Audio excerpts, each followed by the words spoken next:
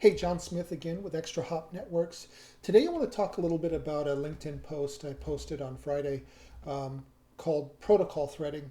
It can sound a little bit confusing, but it's basically when we try to do some surveillance on an attack that involves more than one protocol, right? And it's something really difficult, if not impossible to do with most logging solutions, and certainly very difficult, if not impossible to do with most endpoint or EDR solutions. So, with two of the three devices in the cybersecurity triad, SIEM and EDR, not really that good at this.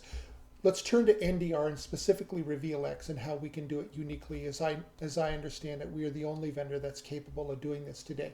So, protocol threading is kind of when we put a piece of context in memory to reuse later. And we want to do that today with something called AS rep roasting. And basically that's where you harvest hashes for those systems that have pre-authentication disabled in Active Directory.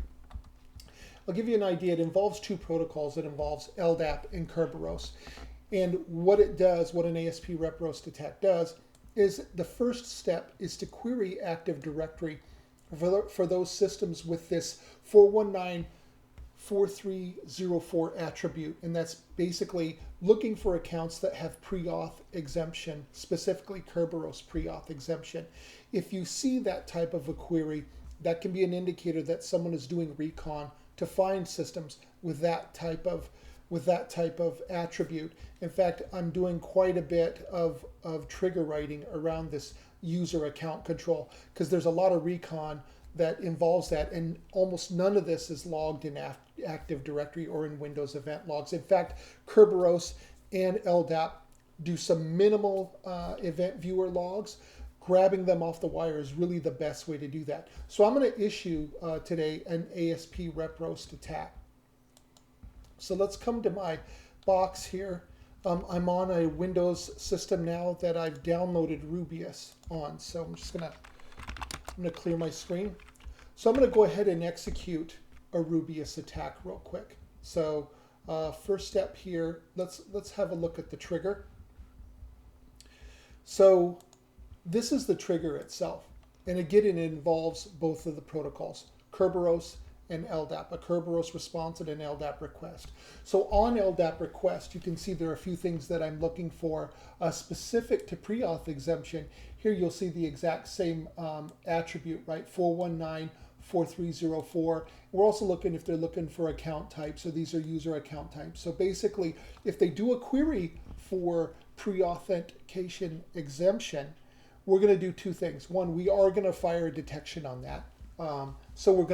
But in addition to that, we're going to park this into what's called our session table. And that's going to place this into a memory location.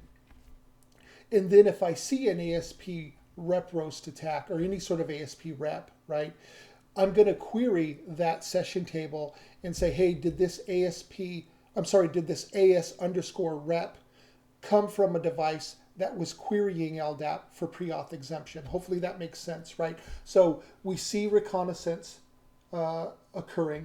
We put that IP in memory. Then if we later see more malicious behavior from that IP, like something like an AS rep, then we're going to also flag that, and that gives you an even higher fidelity alert, right? And some high context rich, high fidelity alerts that then can be sent to your SIEM or your telemetry. So I'm going to go ahead and I'm going to perform the attack here. So what Rubeus is going to do is it's going to first query Active Directory for pre-authentication exemption. And then if you look here, you'll see three accounts appear to have been compromised. We have an SPN, a service account that's been compromised. Here we see EsriDax has been compromised, or at least they've been able to grab a hash. And then, of course, we see a user BB-8 has also successfully been queried for pre-auth exemption, and this is the hash associated with it. So from there, they can start the process of trying to interrogate those hashes and pull the passwords out. Likewise, in our debug window, we see the initial LDAP request, right? So we see the potential reconnaissance happen, and then we also see the three different accounts that have been compromised, right? We see the BB8, the ExtraDAX account, and of course we see the SPN, the SQL Service account. So then let's take a look and see if we have any detections. So in the last 5 minutes here, we may have to refresh this again, but let's see if this comes up. And what we should get, and there we see we have 4 detections. We see the Active Directory pre-auth query, right? And again, this is from the host that was sending it. So we have the offender and the victim, in this case, our domain controller. But we also see the 3 AS rep roast victims here. And I'm sorry if I keep saying ASP rep roast. I've been in the industry too long, I guess. So anyway, we see the 3 AS rep roast victims. And in this case, we see the SQL Service account. We see the ExtraDAX account. And of course, we see our BB8 account. And if we want to, we can drill in, take a look at this, get an idea of everything that this particular host was doing. We're essentially looking at a dossier, right? One of the big indicators that I look for, here you see all of these different accounts, right? If this isn't a Citrix server, why are there so many client principal names associated with it? We can also see what other detections have happened on here. So we see the LDAP query, we see the AS rep abuse, but then we also see this interesting one. This is another alert where we see the JA3s that are associated with PowerShell have gone out to raw.github-user-content.com. If we see PowerShell, specifically the JA3s, going out to GitHub, and specifically the raw GitHub user content site, we will flag that, right, as something that you should investigate. It's pretty rare that PowerShell goes out and doesn't invoke web request for something from GitHub unless it's fileless malware or something like that. So again, this is an example of an alert that has 2 protocols, right, or an attack that has multiple protocols.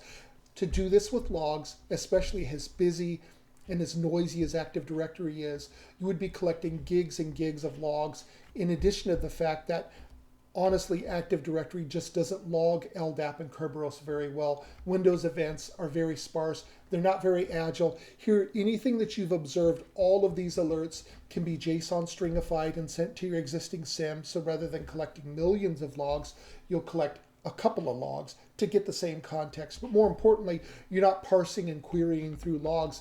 Essentially, we're delivering this, context-rich, high-fidelity alert to either your SIM, your SOAR, like Demisto or Phantom. We're delivering this to you within milliseconds versus, the minutes and in some cases hours it takes to kind of query, the different log files. So it saves you disk, but more importantly, it saves you time. Again, this is John Smith from ExtraHop Networks. This is protocol threading. Thanks for watching.